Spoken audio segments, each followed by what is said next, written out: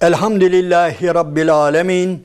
Ve salatu ve selamu ala Resulina Muhammedin ve ala alihi ve ashabihi ecmain. Allah'ın selamı, rahmeti, bereketi üzerinize olsun aziz ve muhterem izleyenlerim.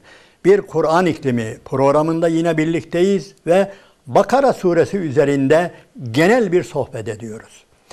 Muhteremler, bu sure-i celile bildiğiniz gibi Bismillahirrahmanirrahim Elif Lam Mim diye başlıyor.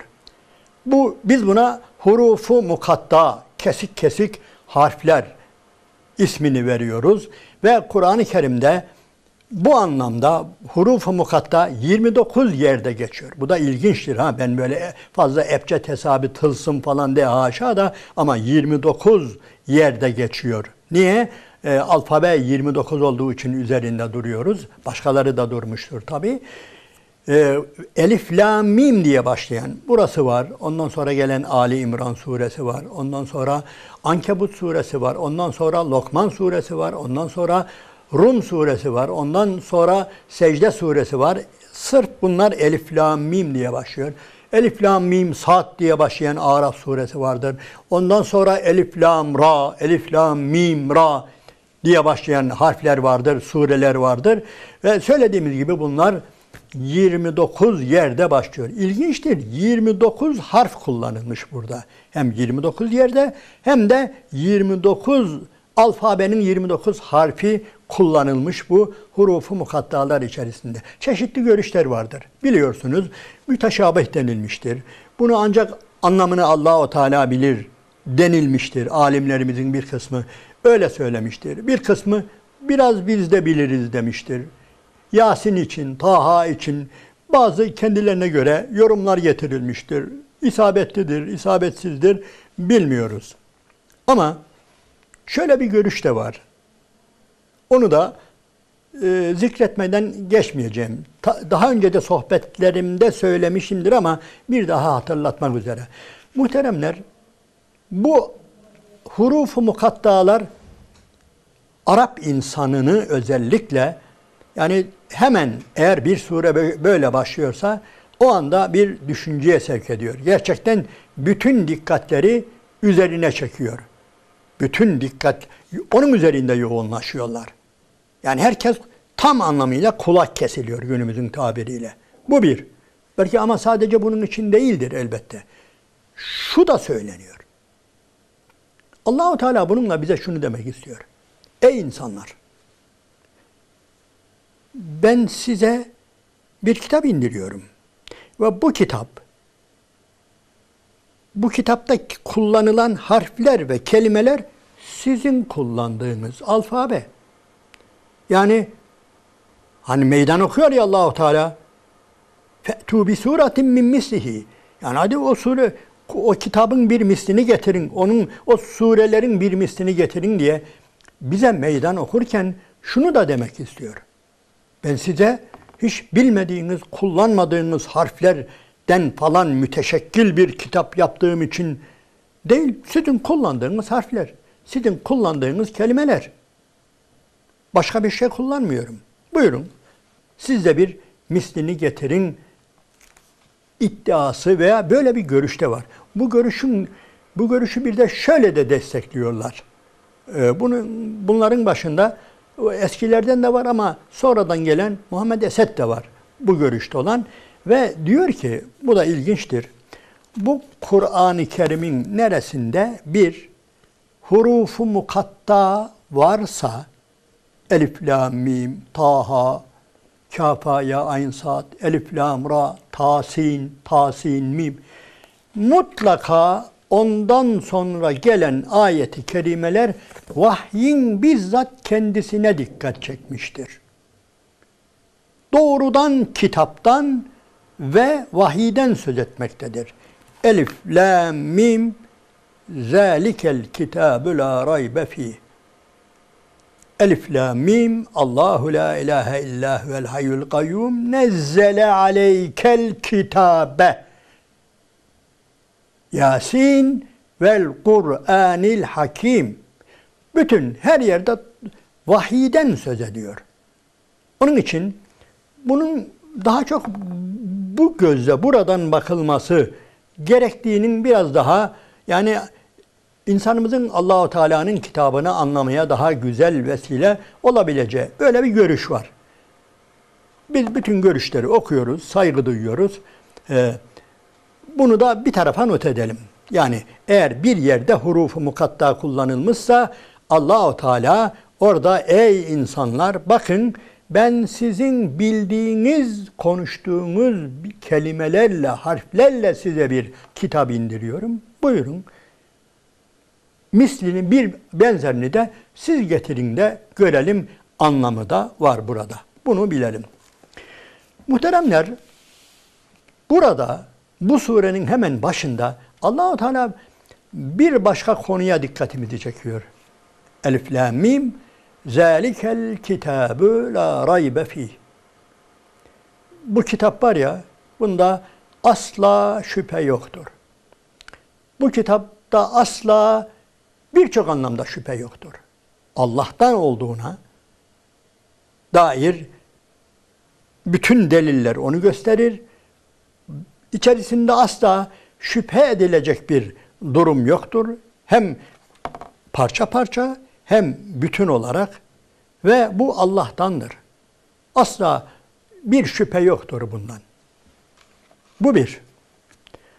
Bir başka şüphe anlamı da yani bu kitabı acaba yani bu sözleri haşa yani bu Muhammed kendisi mi söylüyor? Yani bunu da bir tarafa atın. Bu konuda da bunun da Allah'tan geldiğine dair asla bir şek ve şüphe yoktur. Buna benzer daha birçok anlam vardır ama hüdellil müttegîn. Burada muhteremler biraz çelişki var gibi. Nasıl? Evet bunda hiçbir şüphe yoktur ama yine de müttakilere hidayet gösterir bu. Müttakilere hidayet rehberidir bu.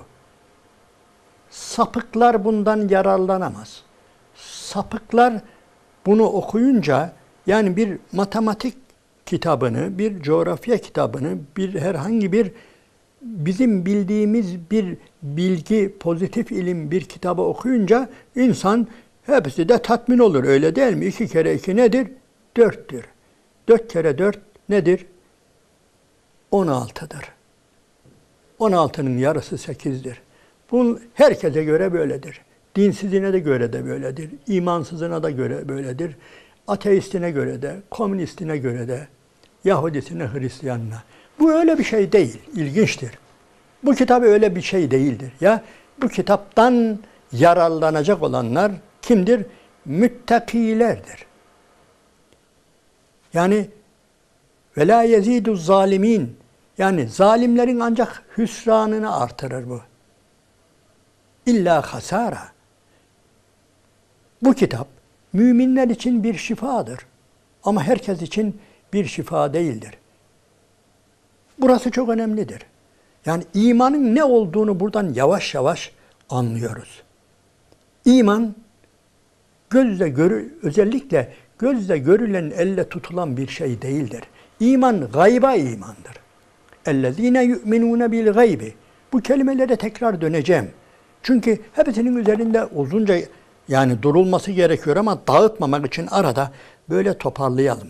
Allah-u Teala bize mümin diyor, Müslim diyor. Öyle değil mi? Biz Müslümanız, biz müminiz. Ama ilginçtir daha kitabının hemen başında bizi o isimlerimizle anmıyor da müttakiler diyor. Müttaki. Müttaki kelimesi üzerinde herkesin bir bildiği vardır ama anlamından ziyade ben şunu da vurgulamak istiyorum. Birilerine göre müttakilik çok böyle veli, evliya falan kafamızda öyle bir yer var ki müttaki denilince nedir?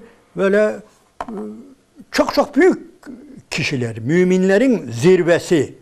Ama zirve derken de böyle kolay herkesin ulaşamayacağı fantazi, böyle bir çok yücelerde bir hedef gibi. Öyle değil. Muhterem kardeşler, biz buradan öğreniyoruz ki müttaki olmak zaten zarurettir. Kimdir bunlar? اَلَّذ۪ينَ يُؤْمِنُونَ بِالْغَيْبِ Müttakiler kimmiş? Bir, gaybe iman edecek. Zaten gaybe iman etmeyene mümin de denmez, Müslüman da denmez. Demek ki burada bir yönüyle Allah-u Teala bu müttaki kelimesini mümin ve Müslüman yerine de kullanıyor. اَلَّذ۪ينَ يُؤْمِنُونَ بِالْغَيْبِ Onlar birincisi gayba iman ederler. Aslında iman hep gaybadır. İman hep gaybadır. Gayb değilse bir şey zaten, yani bizim iman ettiğimiz şey gayiptir. Zaten gayb değilse onun adı iman olmaz. Onun adı görmek olur. Ben şu anda elimde bir bardak olduğuna iman ediyorum denilmez. Bu dil bilgisi kurallarına nedir? Aykırıdır. Şu anda ben bir bardağı tutuyorum veya şu anda masanın üzerinde bir bardak görüyorum denilir. Masanın üzerinde bir bardak olduğuna iman ediyorum, inanıyorum denilmez. Niye? O gözle görülen bir şeydir. Ama biz ne yapıyoruz? Gayba iman ediyoruz. Ne Allahu Teala'yı görüyoruz, ne ahireti görüyoruz, ne cenneti görüyoruz, ne cehennemi görüyoruz. Ne de vahyi görüyoruz, ne Cebrail'i görüyoruz, ne sesini duyuyoruz. Ama iman ediyoruz. Tamam diyoruz, var diyoruz. Cennet de haktır, cehennem de haktır, sırat da haktır. Her şey haktır, hesap da haktır diyoruz. Ama görmüyoruz. Gayiptir. İman budur zaten. İman budur. Bunu bu şekilde bilelim. Söylediğimiz gibi eğer iman, hatta şu konuda biraz hata ediyor değil de biraz yanlışıyoruz. Mesela bazılarımız diyoruz ki efendim biz Allah'ın Resulünü görmeden iman ettik falan. Görsen ne olacaktı ki? Gene bir adam görecektin. O adamın Resullüğünü, o adamın vahiy aldığını göremeyecektin. O kişinin yani kendisine Kur'an verildiğini yine göremeyecektik biz. Yine yani şu anda biz Hazreti Muhammed Aleyhisselatü Vesselam'ın yanında olsaydık, o asırda yaşasaydık, yani biz yine gayba iman edecektik.